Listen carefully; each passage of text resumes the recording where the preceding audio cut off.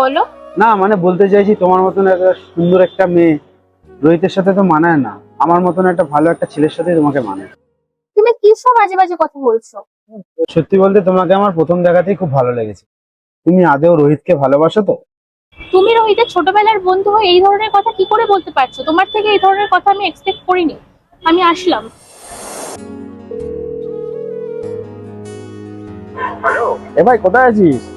এই তো আমার বাড়িতে আছি, একটু কাজের মধ্যে। বলো। একটু চায়ের দোকানে এত দরকার আছে। ও ঠিক আছে, আসো।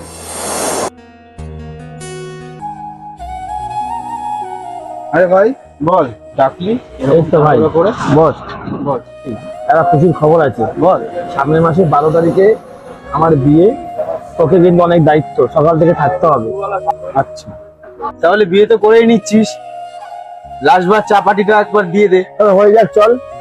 টাকা দেবো, চা দাও তো।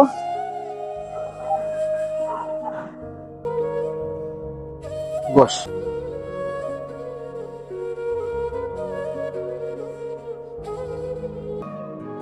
দাঁড়া ভাই, সিগারেট নিয়ে আসি। দাঁড়া, আমি নিয়ে আসছি। ও যা। টাকা দুটো সিগারেট দাও তো।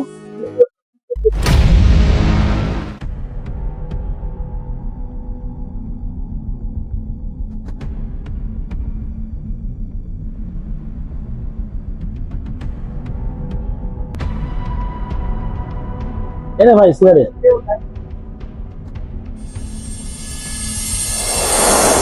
হ্যাঁ খা খা, এটাই তো তোর লাস্ট চা খাওয়া। খেয়ে নে, এরপরে তো মিমি আমার।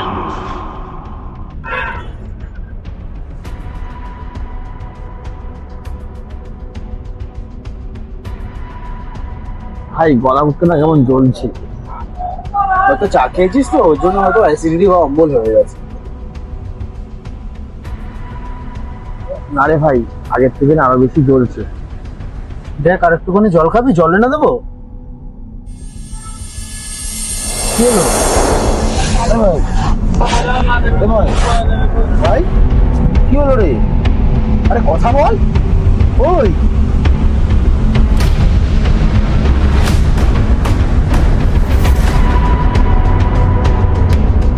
আমার জীবনের কাটা আজ সরে গেল, এবার থেকে মিমি আমার।